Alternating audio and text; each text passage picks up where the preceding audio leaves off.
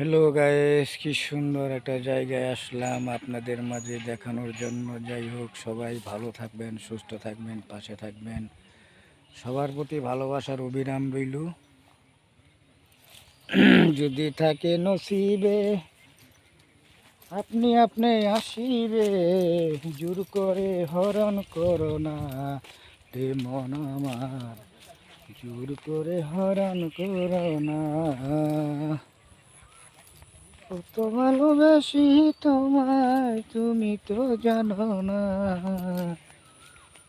একবার এসে দেখে যাও আমি কত সুখে আছি।